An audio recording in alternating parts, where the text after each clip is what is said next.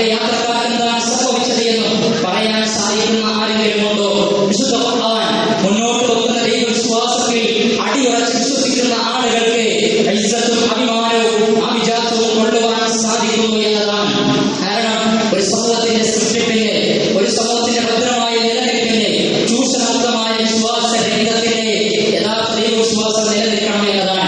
ആ ദൈവവിശ്വാസത്തിന്റെ അടിസ്ഥാനത്തിൽ മനുഷ്യന്റെ സർവ്വരംഗങ്ങളും കൃത്യമായി സംസ്കരിക്കപ്പെടേണ്ടതുണ്ട് എന്നതാണ്. നിങ്ങളോ വിഷയമെടുത്ത് പരിശോധിച്ച് നോക്കൂ. എല്ലാ രംഗങ്ങളും വിദ്യാഭ്യാസപരമായ വിഷയം. ഗുജറാത്തിൽ 80 വയസ്സുള്ള ഒരു അമ്മയെ കമ്പ്യൂട്ടർ എഞ്ചിനീയറാണ് ചുട്ടുകൊന്നത് എന്നതാണ്. 80 വയസ്സുള്ള ഒരു അമ്മയെ കമ്പ്യൂട്ടർ എഞ്ചിനീയർ ചുട്ടുകൊള്ളുകയാണ്. എന്നിട്ട് കേസ് വന്ന സന്ദർഭത്തിൽ എന്തിനാണ് താൻ അമ്മയെ കൊന്നത് എന്ന് ആ മനുഷ്യനോട് ചോദിക്കുന്ന സന്ദർഭത്തിൽ പറയുന്നത്, എനിക്ക് കൃത്യമായി ഭക്ഷണം ഉണ്ടാക്കുവാൻ, രുചികരമായ ഭക്ഷണം സമയബന്ധിതമായി നൽകുവാൻ അമ്മക്ക് സാധിക്കുന്നില്ല, പിന്നെ എന്തിനാണ് അങ്ങനെ അമ്മ എന്ന് പറഞ്ഞുകൊണ്ട് അമ്മയെ ചുട്ടരിച്ചു എന്നതാണ്. ആലോചിച്ച് നോക്കൂ, 80 വയസ്സ് പ്രായത്തിലെത്തിയ അമ്മക്ക് എന്ത് കൃത്യതയാണ് ഉണ്ടാകുക? ആലോചിക്കണം. അവിടെയാണ് വിശുദ്ധ ഖുർആൻ മുന്നോട്ട് വെക്കുന്ന മാതൃസ്നേഹം എന്ന് പറയുന്നത്. വിശുദ്ധ ഖുർആൻ മുന്നോട്ട് വെക്കുന്ന ഒരു ഉത്തമ സമൂഹത്തിൽ ഏകനായ ദൈവത്തെ പടച്ചറപ്പിനെ പരിചയപ്പെടുത്തിയതിന്റെ ശേഷം വിശുദ്ധ ഖുർആൻ രണ്ടാമതായി സംസാരിക്കുന്ന പ്രമുഖമായ വിഷയം എന്ന് പറയുന്നത് മാതാപിതാക്കൾക്ക് നിങ്ങൾ നന്മ ചെയ്യണേ എന്നതാണ്. മാതാപിതാക്കൾക്ക് നന്മ ചെയ്യണേ എന്ന് പറഞ്ഞിടത്ത് ഒന്നാമതായി പറഞ്ഞ ഉമ്മക്ക ഉമ്മക്ക ഉമ്മക്ക, എന്റെ മാതാവിനോട് ആണ് എന്നതാണ്. എന്റെ മാതാവിനോടാണ് നിനക്ക് പ്രാഥമികമായ ബാധ്യതയുള്ളത്, ഏറ്റവും വലിയ കടമയുള്ളത് എന്ന് പ്രവാചകന്റെ സന്നിധിയിലേക്ക് മാതാപിതാക്കളിൽ ആർക്കാണ് എന്റെ സഹവാസം സുഖവത്ത് ഏറ്റവും കൂടുതൽ വേണ്ടത് എന്ന് ചോദിച്ചതിന്റെ പ്രതികരണമായി പ്രവാചകൻ സല്ലല്ലാഹു അലൈഹി വസല്ലമയുടെ മറുപടി എന്റെ മാതാവിനോടാണ് എന്നതാണ്. ആധുനിക സമൂഹം എങ്ങനെയാണ് മാതാവിനെ സ്നേഹിക്കുന്നത്? മതേഷ് സ്നേഹം ഉണ്ടാക്കുകയാണ്, അമ്മ ദിനം ഉണ്ടാക്കുകയാണ്. ആഘോഷിക്കപ്പെട്ടില്ല 2 ദിവസങ്ങൾക്ക് മുമ്പ് അമ്മ ദിനത്തിൽ മാത്രം ഒതുങ്ങി നിൽക്കേണ്ടതാണോ മാതാവിനോടുള്ള കടമകൾ? ഒരിക്കലുമല്ല എന്നതാണ്. അൽജന്നത്തു തഹ്ത അഖ്ദാമി ഉമ്മഹാത്ത്. ഉത്തമ സമൂഹത്തിന്റെ സൃഷ്ടിപ്പിന്റെ വിഷയത്തിൽ മാതാപിതാക്കളോട് മക്കൾക്ക് കൃത്യമായ സമീപനങ്ങൾ സ്വീകരിക്കാൻ സാധിക്കണമെങ്കിൽ അവിടെ ഇസ്ലാം ഇടപെടുകയാണ്, അവിടെ വിശുദ്ധ ഖുർആൻ ഇടപെടുകയാണ്, പ്രവാചകന്റെ ഹദീസുകൾ ഇടപെടുകയാണ്. അൽജന്നത്തു തഹ്ത അഖ്ദാമി ഉമ്മഹാത്ത്. മാതാവിന്റെ കാലിന്റെ ചുവട്ടിലാണ് സ്വർഗ്ഗം എന്ന് പറയുന്നതിലൂടെ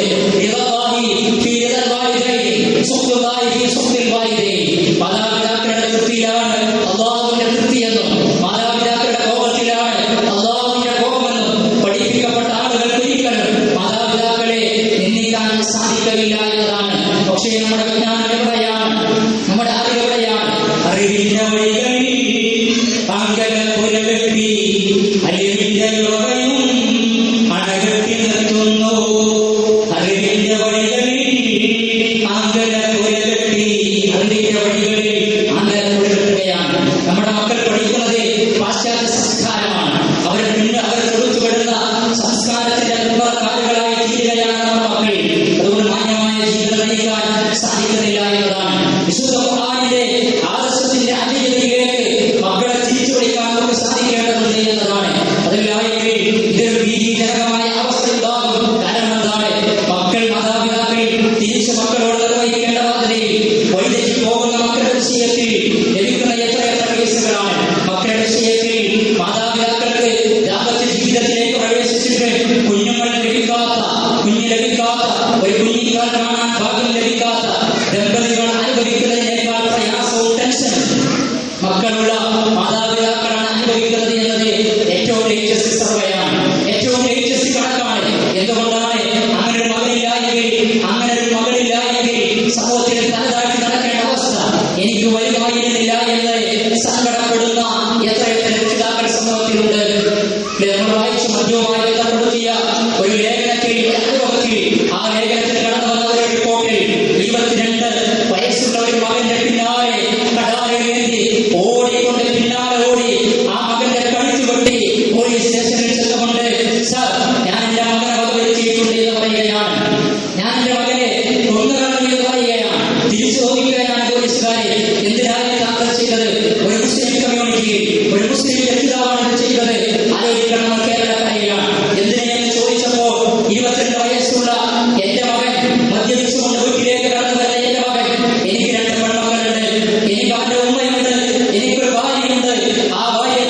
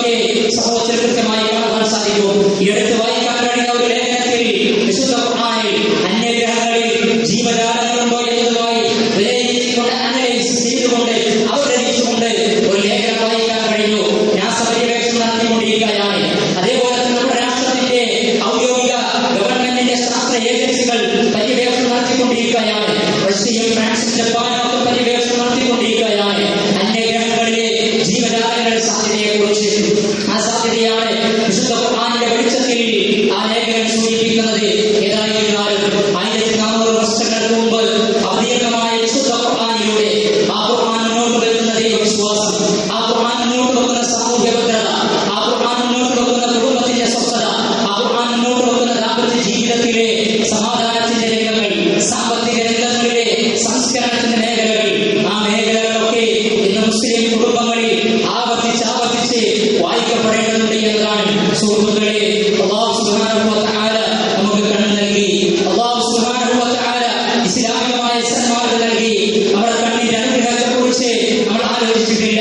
എറണാകുളം ജില്ലയിലെ ഒരു ഹോസ്പിറ്റലിൽ 40 വയസ്സ് പ്രായത്തിലുള്ള ഒരു സ്ത്രീക്ക് ആ ഹോസ്പിറ്റലിലെ PROയുടെ പ്രത്യേകമായിട്ടുള്ള PRO എടുത്തുകൊണ്ട് ആ സ്ത്രീക്ക് കണ്ണ് ദാനം ചെയ്യപ്പെടുകയും ആ PROയുടെ നിർദ്ദേശമനുസരിച്ച് കണ്ണ് ലഭിക്കുകയും ആ കണ്ണ് വെച്ചുപിടിപ്പിച്ചതിലൂടെ സർജറിക്ക് ശേഷം കാഴ്ചശക്തി ലഭിക്കുകയും ചെയ്തപ്പോൾ കാഴ്ചശക്തി ലഭിച്ചതിന് ശേഷം PROയെ ചെന്ന് കണ്ടു.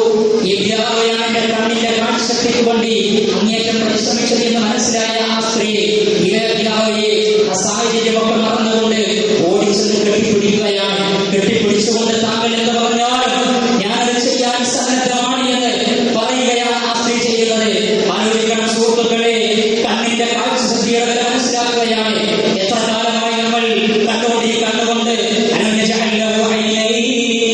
നിങ്ങൾക്ക് നാം 2 കണ്ണ് നൽകിയില്ലയോ, നിങ്ങൾക്ക് നാം 2 കണ്ണ് നൽകിയില്ലയോ, 2 ചുണ്ടുകളും നാവും നിങ്ങൾക്ക് നൽകിയില്ലയോ, 2 ചുണ്ടുകൾ നാവും സംസാരിക്കാൻ പോകുന്നാവും കാര്യങ്ങൾ കണ്ടെത്താൻ പോകുന്ന കാഴ്ചകൾ നൽകിയില്ലയോ. എത്ര കാലമായി നമ്മൾ പലതും കാണാൻ തുടങ്ങിയിട്ട് നമ്മുടെ സമ്പത്ത് ധോനിക്കുന്ന വിഷയത്തിൽ, ഭൗതികമായ കുടുംബങ്ങളുടെ വിഷയത്തിൽ, അതേപോലെ ഭൗതിക കാഴ്ചകളുടെ വിഷയത്തിലൊക്കെ പലതും നമ്മൾ കണ്ടുകൊണ്ടിരിക്കുകയാണ്. പടച്ചുറപ്പിന്റെ ആയത്തുകളെ കാണുവാൻ നമുക്ക് സാധിച്ചിട്ടുണ്ടോ സുഹൃത്തുക്കളെ? ആലോചിക്കേണ്ടതില്ലേ? അല്ലാഹു സുബ്ഹാനഹു വ തആല 6236 സൂക്തങ്ങൾ, ആ സൂക്തങ്ങൾ അതിലെ ഓരോ ആയത്തുകളും മുന്നിൽ വെച്ചുകൊണ്ട് പരലോകത്ത് നമ്മളെ വിചാരണ ചെയ്യുകയായിരുന്നെങ്കിൽ ഈ ആയത്തുകൾ വായിച്ചില്ലേ, ഈ ആയത്തിനെ മനസ്സിലാക്കിയില്ലേ, ഈ കലാപം അവതീർണമായിരുന്നില്ലേ എന്ന് ചോദിച്ചുകൊണ്ട് എന്നെയും നിങ്ങളെയും ഓരോ ആയത്തിന്റെയും അടിസ്ഥാനത്തിൽ പടച്ചറപ്പ് വിചാരണയ്ക്ക് വിധേയമാക്കുമെങ്കിൽ എന്തായിരിക്കും നമ്മുടെ അവസ്ഥ? ആലോചിക്കണം സുഹൃത്തുക്കളെ. പരലോകം എന്ന് പറയുന്നത് അത്രയേറെ വിനീതമായ അവസ്ഥയുള്ള ലോകമില്ലേ? പ്രവാചകൻ സല്ലല്ലാഹു അലൈഹി വസല്ലം പോലും വിശുദ്ധ ഖുർആനിലെ 4-ാം അധ്യായം സൂറത്തുൽ നിസായിലെ 41-ാമത്തെ ആയത്ത് ഇറങ്ങാൻ ഒരു കാരണമുണ്ട്.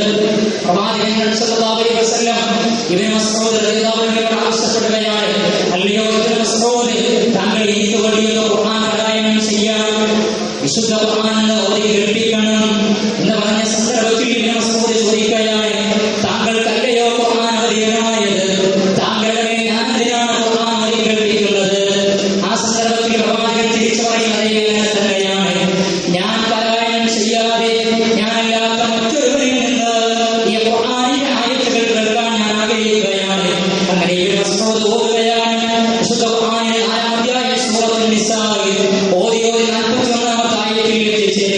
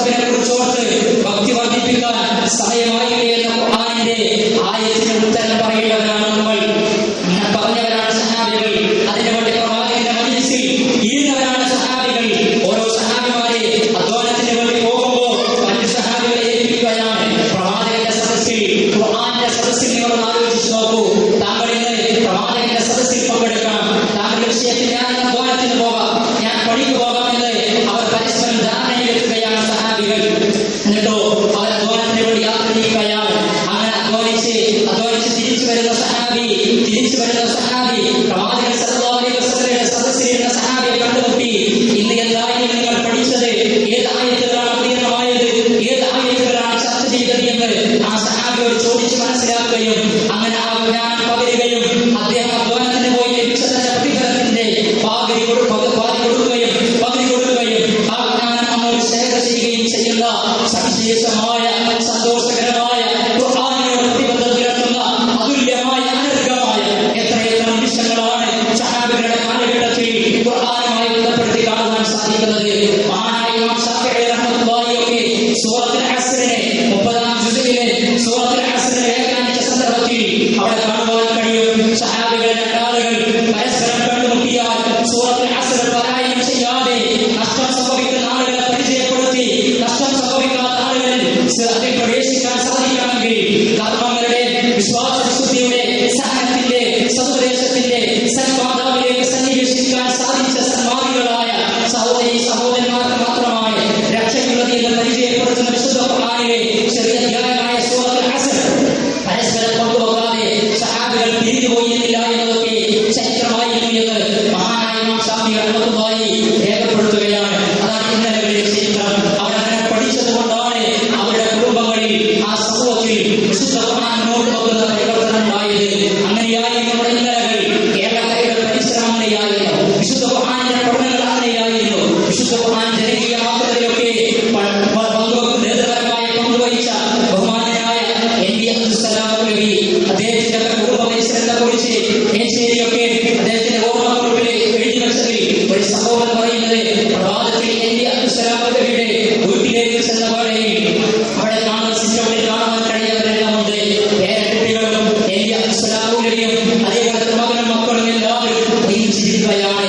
വലിയ ചർച്ചയിലാണ്. അദ്ദേഹം എഴുതപ്പെട്ടുപോയി. പ്രഭാതത്തിൽ തന്നെ എന്താണ് ചർച്ച എന്ന് നോക്കിയപ്പോൾ അവർ വിശുദ്ധ ഖുർആനായിരുന്നു ചർച്ച ചെയ്തത്. വിശുദ്ധ ഖുർആനിനെ